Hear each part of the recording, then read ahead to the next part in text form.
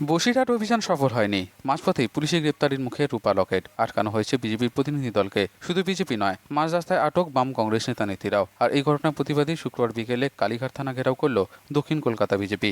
শান্তিপূর্ণ থানা ঘেরাও কর্মসূচিতে মূল অভিযোগ পুলিশের বিরুদ্ধে। পুলিশের নিরপেক্ষতা নিয়েও এদিন বড়সড় প্রশ্ন তুললেন বিজেপি নেতৃত্ব। এখন গণতন্ত্র, যেখানে পুলিশ শাসক দলের হাতের পুতুলে পরিণত। পুলিশের নিরপেক্ষতার দাবি ও সরকারের বিরুদ্ধে দ্বিচারিতার অভিযোগ এনে সুর চলালেন নীতিন প্যাটেলরা।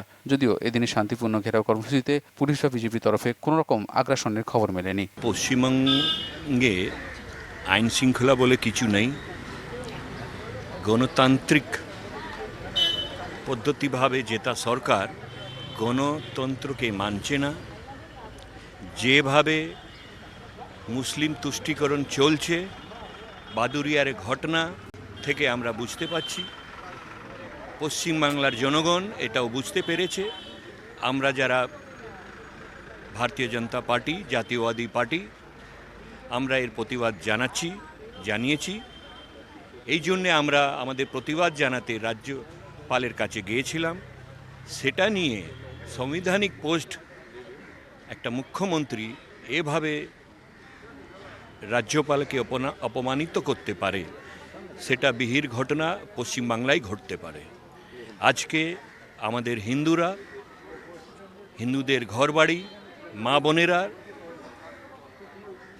ওপরে অত্যাচার করা হচ্ছে, সেটা কিন্তু আমাদের মাননীয় মুখ্যমন্ত্রীকে চোখে পড়ছে না।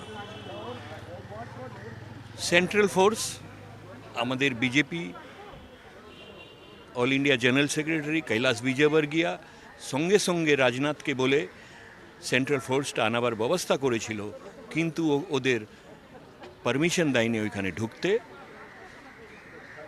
এই জিনিসটা মিডিয়াতে প্রচার হওয়ার পরে আমাদের সেন্ট্রাল ফোর্স বাদুড়িয়াতে ঢুকতে পেরেছে।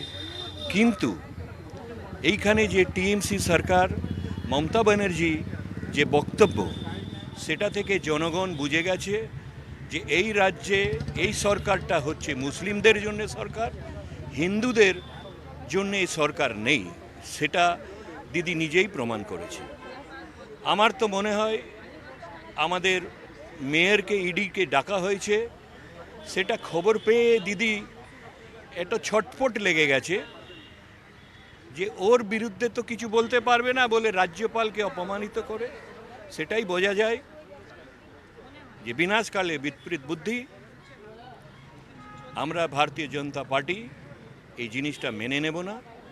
এর জন্যে আজকে আমরা সারা পশ্চিমবাংলায় থানায় ঘেরাও প্রতিবাদ জানাতে রাস্তায় নেমেছি।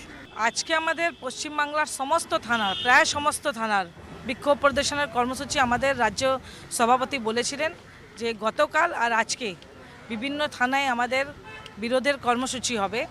বাদুড়িয়াতে যে ঘটনা ঘটেছে তার প্রতিবাদে আজকে আমাদের এই কর্মসূচি। তাছাড়াও আজকে সকালবেলা আমাদের রাজ্যের প্রতিনিধি দল যে বাদুড়িয়া গেছে, তাকে দমদমের কাছে অ্যারেস্ট করে নেওয়া হয়েছে। রূপা গাঙ্গুলি, লকেট চট্টোপাধ্যায়, দেবশ্রী চৌধুরী সবাইকে অ্যারেস্ট করা হয়েছে। আমরা তার প্রতিবাদে আজকে আমাদের প্রতীকী এখানে ধিক্কার জানাতে এসেছি। Bureau report, channel 10।